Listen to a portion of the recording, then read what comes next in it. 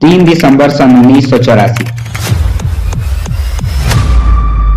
भोपाल के इतिहास में एक काला पन्ना जुड़ गया जब भोपाल की यूनियन कार्बाइड नामक फैक्ट्री के अंदर जहरीली गैस के रिसाव से फैक्ट्री में कार्य कर रहे हजारों की संख्या में लोगों को अपनी जान से हाथ धोना पड़ा। साथ ही साथ लाखों की तादाद में लोगों को अपंगता एवं अंधेपन का शिकार होना पड़ा। तब की तत्कालीन सरकार ने फैक्ट्री के मालिक को जनता के आक्रोश से बचाने के लिए जेल में डाल दिया और कुछ समय बाद वारेन एंडरसन को मामूली जुर्माने पर मुक्त कर दिया।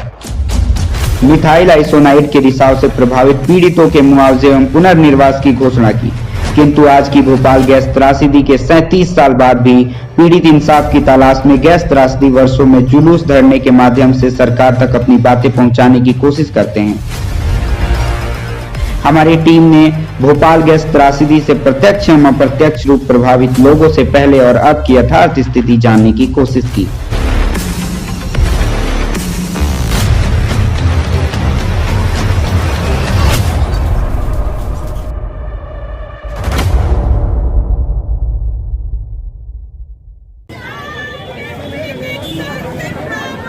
जिंदाबाद जिंदाबाद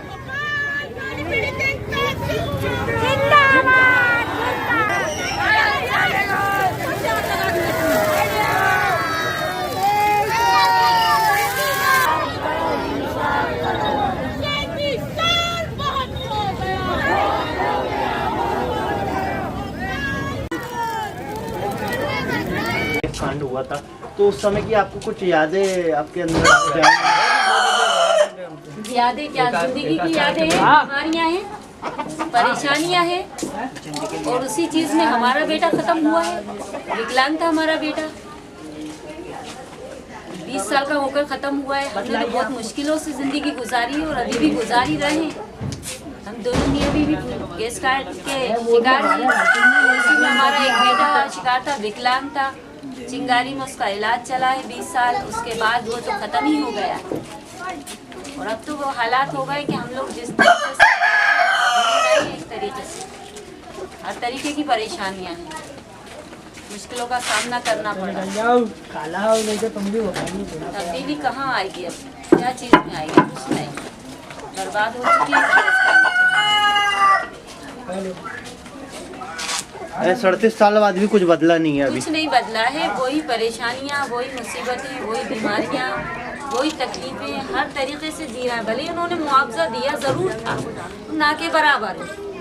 पब्लिक चाह रही है कि थोड़ा बहुत मिल जाए तो थोड़ी सपोर्टिंग मिल जाए, वो भी नहीं है, कुछ भी नहीं है। शिक्षा विक्षा के लिए भी कोई काम हुआ है?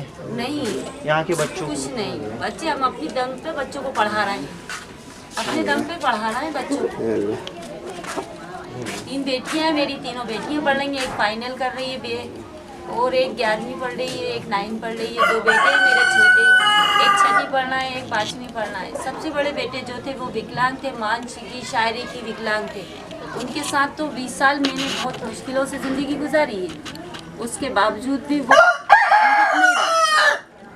गैस कांड के ज़रिए हुआ है दादू, और उनका इलाज तो चिंगारी में चला है। संभावना में पूरा रिकॉर्ड है हमारे पास तो हर चीज़ का।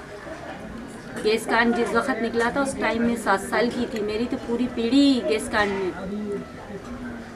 मेरा मायका ना ससुराल सारा गैस खाया हुआ। आज भोपाली हैं हम लोग, क्या किया जाए। आज भी फेफड़ों के डॉक्टर, मस्तिष्क के डॉक्टर, पेट के डॉक्टर और नेफ्रोलॉजिस्ट गैस राहत अस्पतालों में नहीं है। दूसरी बात, गैस पीड़ितों को मात्र 25,000 रुपये मिला है जिंदगी भर की तकलीफें झेलने का। अमेरिका में थोड़े साल पहले ऐसा हादसा हुआ था और एक इंसान के मरने पर $11,000 दिए गए। तो ये तो साफ है कि कि कंपनी ने भेदभाव किया। पर सबसे ज़्यादा जो इसमें गलत है वो ये है कि हमारी सरकारें गैस पीड़ितों के साथ नहीं, बल्कि कंपनियों के साथ हम बिस्तर रही हैं और आज भी हैं। और इसी की वजह है कि गैस पीड़ितों को आज तक इंसाफ नहीं मिल पाया है। डाव केमिकल कंपनी जो यूनियन कार्बाइड की मालिक है, उसको पिछले 6 साल से हमारी देश की अदालत बुला रही है और वो हमको ठेंगा दिखा रही है। वो ठेंगा इसलिए दिखा रही है क्योंकि मोदी जी का उन कंपनियों पे हाथ है। उस कंपनी का मार्केट शेयर 3 से 23% पिछले 6 साल में बढ़ जाता है। मोदी जी अमेरिका जाते हैं, उस कंपनी के मालिक को गले लगाते हैं, पर आज तक ना तो कभी गैस पीड़ितों से मिले हैं और ना ही उनकी कोई बातों को सुना है। तीसरा, रोजगार पुनर्वास पेंशन, वादे पे वादे, घोषणाओं पे घोषणा। आज भी कितनी विधवाएं हैं जिन्हें पेंशन नहीं मिली है। सरकार के पास 85 करोड़ होने के बाद भी रोजगार के लिए एक भी गैस पीड़ित बता दें और या उनके बच्चा बता दें जिनको रोजगार मिला हो। और उसके बाद यहाँ पर हम नंबर 2 क्लीनेस्ट सिटी हैं और सबसे ज़्यादा जहरीला कचरा शहर के बीच, कारखाने के अंदर और कारखाने के बाहर लाखों टन जहरीला कचरा दबा हुआ है, जिसकी वजह से वहाँ का भूजल प्रदूषित है, वहाँ पैदा होने वाले बच्चों में जन्मजात विकृति है। उसकी सफाई की तो दूर की बात, अभी सरकार चाह रही है कि कैसे भी तरह के लीपापोती करके एक स्मारक बना दिया जाए, तो उससे ये साफ हो जाएगा कि कभी कोई प्रदूषण था ही नहीं। तो स्मारक में भी यही है कि स्मारक गैस पीड़ित कैसे याद करते हैं। सरकार बताएगी कि कैसे एंडरसन को भगाया गया, सरकार बताएगी कि कैसे आज तक लोगों को सही मुआवजा नहीं दिया गया है इस स्मारक में। सरकार बताएगी कि कैसे नर्मदा में लाशों को बहा दिया गया था नंबरों को कम करने के लिए, और कि कैसे पैसों का दुरुपयोग आज भी किया जा रहा है।